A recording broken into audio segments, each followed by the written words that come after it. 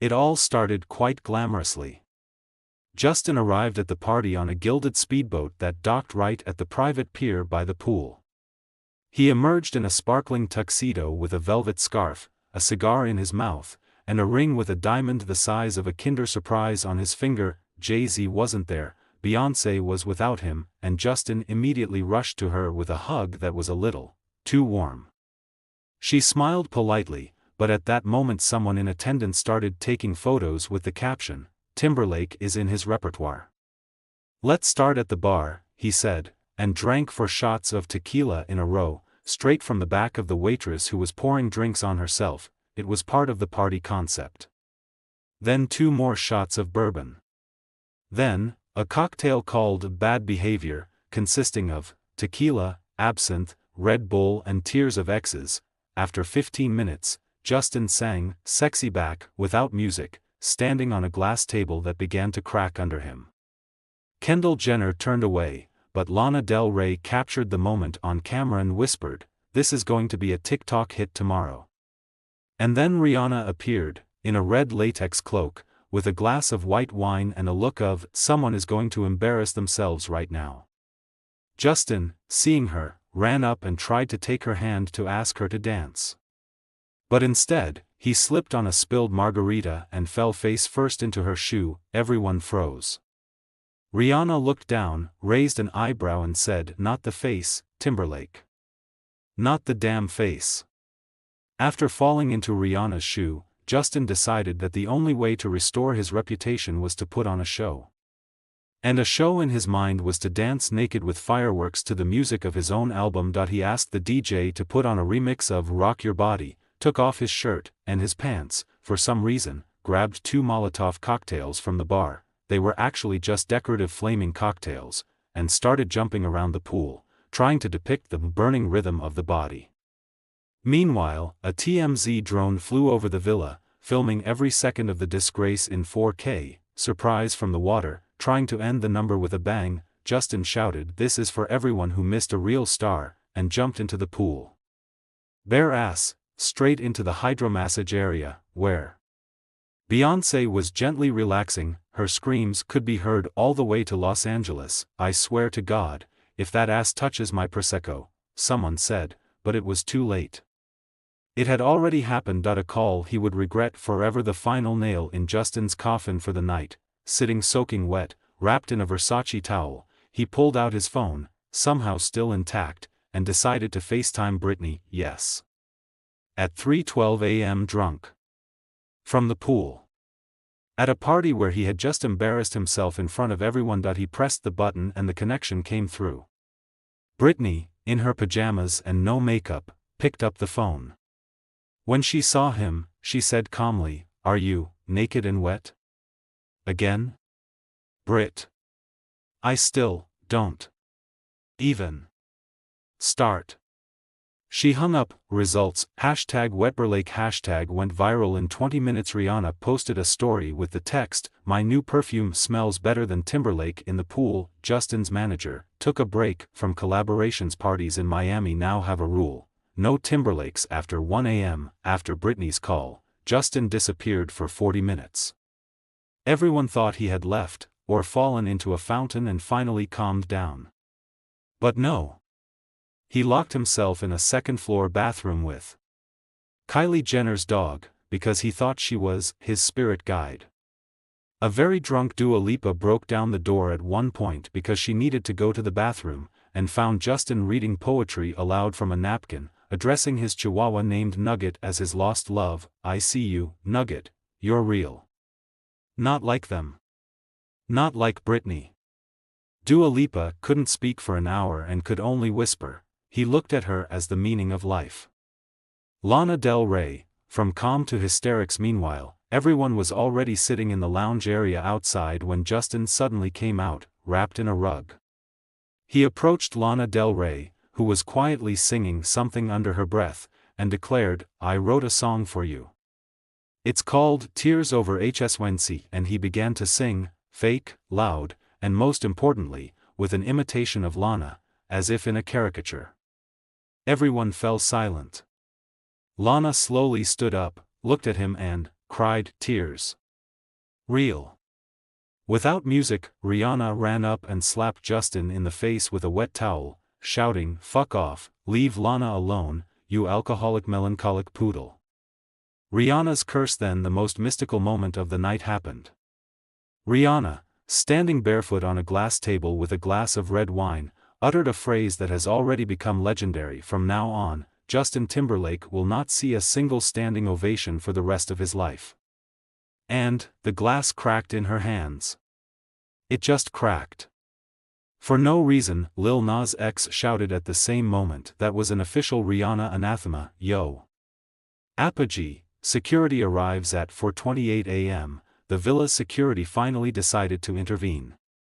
One of them, a former Special Forces officer, approached Justin and said, "Senor Timberlake, you either leave or we'll pack you into the same rug you just climbed out of." Justin replied, "You can't kick me out, I'm a brand." To which the security guard said, "Brands don't throw up in a hot tub." The morning after, 6:13 a.m., the sun is just rising over Miami Beach. Everything around looks like a battlefield, a microphone in the pool, a garter from a 2012 wedding on the balcony, whose it belongs to, and at the entrance, Justin Timberlake himself, in a rug and with empty eyes, like an exiled pop culture shaman. His manager is trying to wake him up, who has been sitting in his car for 2 hours, reading Twitter with his mouth open. Scandal across the country. On the TMZ homepage, there is a shot of Justin standing naked in a pool, while Beyoncé is in a jacuzzi.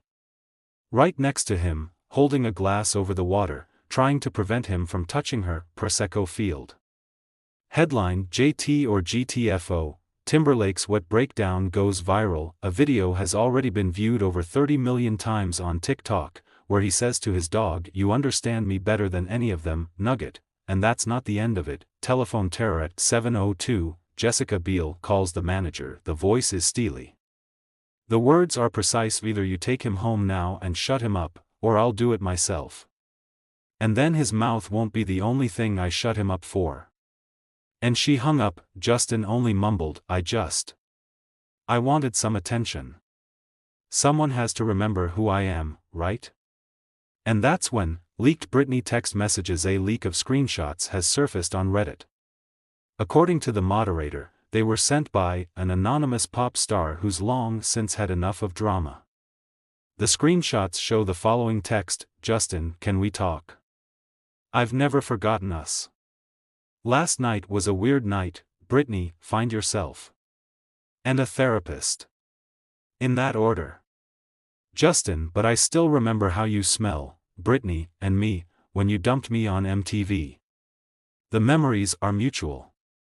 Goodbye." An official statement, that only made things worse. At 9:15, Justin's press office released a statement: "Mr. Timberlake regrets his behavior at the private party.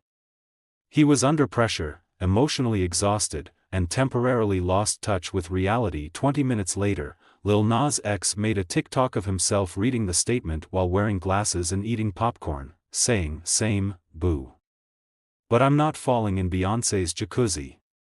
And the harshest, unfollow. By the evening of the same day, the irreparable happened. Beyoncé, Rihanna, Dua Lipa, Lana Del Rey, and even Nugget, via Kylie's account, all unfollowed Justin on Instagram. Beyoncé's comment in stories, in text, on a black background: "Those who don't respect personal boundaries stay within the boundaries of nothingness. Stay moist, JT." As of now, Justin is silent. Jessica is preparing a media intervention. The internet is preparing memes. And Britney posted a video of herself dancing in a kitchen apron to "Cry Me a River." No caption. A little over a day had passed since the scandalous night in Miami, and Justin Timberlake's name had already become synonymous with fiasco. His press office was silent. Jessica Biel had disappeared from the radar. Britney was responding with hints in her stories. And then it became known, Justin would go live. The interview was to take place on the show, Good Morning America. The host was the cold-blooded Robin Roberts, known for her ability to break stars to pieces, leaving them with only one thing, the truth. At 8 a.m., Justin appeared on the screen. He looked exhausted, tired, a little swollen. Without a stylist. Without charisma.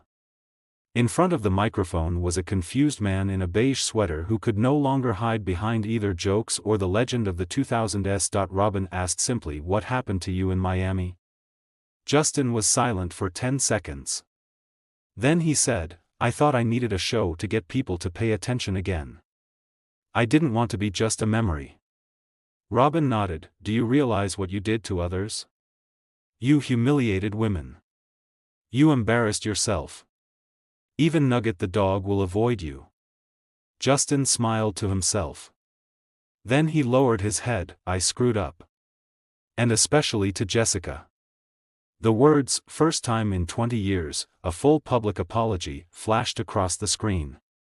The camera kept rolling. "I don't know if I have a chance to make things right. But I want to apologize to every woman I approached that night. And to everyone who held me up as an example. I was drunk, narcissistic, and pathetic. And worst of all, I knew it." Those were words that sounded almost like the finale. But then something happened that no one expected. Robin asked, "What are you going to tell Britney?" A pause. Justin was silent. Then he whispered, "She was right. I lost myself. And her. A long time ago. And I still don't know which I regret more." The silence in the studio was deafening. Then, suddenly, Justin began to sing.